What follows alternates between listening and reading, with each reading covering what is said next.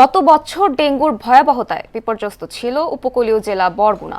সেই রেশ কাটতে না কাটতেই জেলাটিতে এবার জেঁকে বসেছে হামের প্রাদুর্ভাব। স্বাস্থ্য অধিদপ্তর বরগুনাকে হামের হটস্পট ঘোষণা করলেও মাঠ পর্যায়ের চিত্র আরও উদ্বেগজনক। চিকিৎসকরা বলছেন, পুষ্টিহীনতা, জলবায়ুর প্রভাব এবং অসচেতনতায় এই প্রাদুর্ভাব দেখা দিচ্ছে।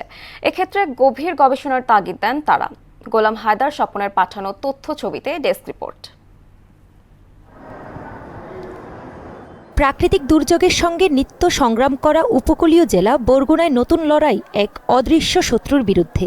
1 বছর আগে ডেঙ্গুর ভয়াবহতা মোকাবেলা করতে হয়েছে এই জেলাকে। এবছর আবার হামের থাবা, ফলে সংক্রামক ব্যাধির কারণ আলোচনার কেন্দ্রে রয়েছে বরগুনা।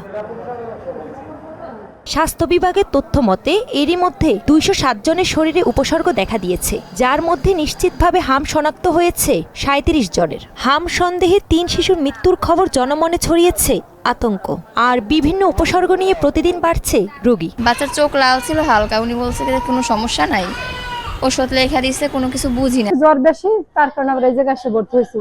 সরকারি হিসাবের বাইরেও বাস্তব চিত্র আরও ভয়াবহ। গ্রাম অঞ্চলে জ্বর ও ফুসকুড়িকে সাধারণ রোগ মনে করে অনেকেই ঘরে চিকিৎসা নিচ্ছেন, ফলে সংক্রমণের প্রকৃত সংখ্যা জানা যাচ্ছে না। এর বছরে কিন্তু আমরা ভ্যাকসিন যে উপি ছিল আমাদের, যেটাতে ভ্যাকসিন কেনা হইতো, ওইটা কিন্তু আমাদের এখন আর নাই।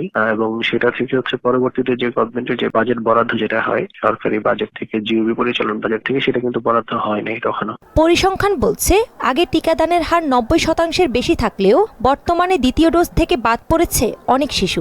পূর্ণাঙ্গ ল্যাবরেটরি না থাকায় নমুনা পাঠাতে হয় ঢাকায়। তবে সারা দেশের মতো বরগুনাতেও সংক্রমণ কিছুটা কমেছে বলে জানায় স্বাস্থ্য বিভাগ। পরিসংখ্যান মতো প্রতিদিন একটা স্ট্যাটিক লেভেলে থাকতেছে, 4টা 5টা 6টা এরকম, এর বাইরে কিন্তু বাড়তেছে না। তার মানে এটা একটা ভালো জিনিস। টিকার কার্যক্রমই একমাত্র চিকিৎসাই এখানে আসলে টিকার কার্যক্রম, ভ্যাকসিনেশন প্রোগ্রাম।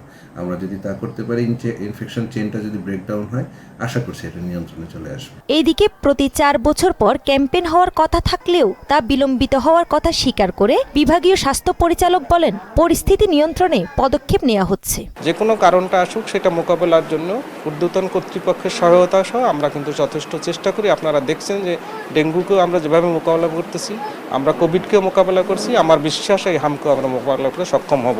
হাম ছোঁয়াচে হওয়ায় উপকূলীয় এই জনপদে প্রতি মুহূর্তেই বাড়ছে উদ্বেগ। তাহসিন তারিন, মোহনা সংবাদ।